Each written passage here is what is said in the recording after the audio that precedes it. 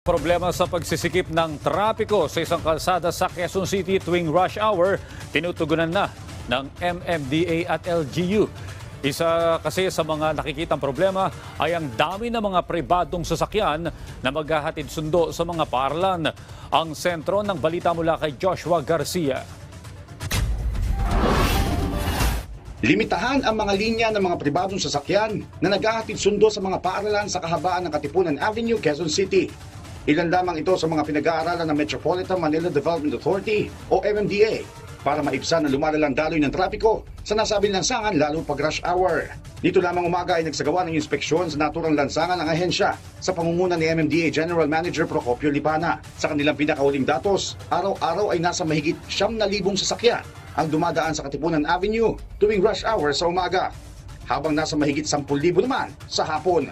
Ang posible nating ma-apply dito, kung mga tinitingnan natin, yung kanilang freezing area doon sa mga vehicle na walang sticker, baka po pwede i-adjust pa ng konti para mas maraming sasakyan na ma-accommodate nang hindi pumuntis dito sa Katipunan.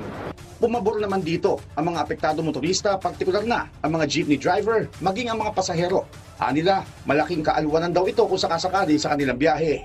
Mas okay po kasi maraming sasakyan dito, private po talaga. Kaya siguro mas luluwag po. Pag rush hour po halos umabot ng 1 oras. Pero pag wala po, 15 to 20 minutes lang. Dapat nga mag-school bus na lang po sila eh. Dapat talagang kasi isang tao sa estudyante sa kanila, isang kotse. Oo. Kaya nagkaka-traffic. Ayon kay Lipana, nakausap naman na nila pareho ang Ateneo at Miriam College para makipagtulungan sa kung paano masusolusyonan ang bigat ng trapiko, lalo ngayong pasukan ng mga estudyante. Kaya nahihirapan yung going straight southbound, nai-impede dahil sa papasok ng mga estudyante, papasok ng Ateneo at papasok ng Miriam. Yun ang tinitingnan natin, baka ilimit lang natin sila. Pag-aaralan natin, baka pwedeng ilimit lang sila hanggang 2 lane during rush hour.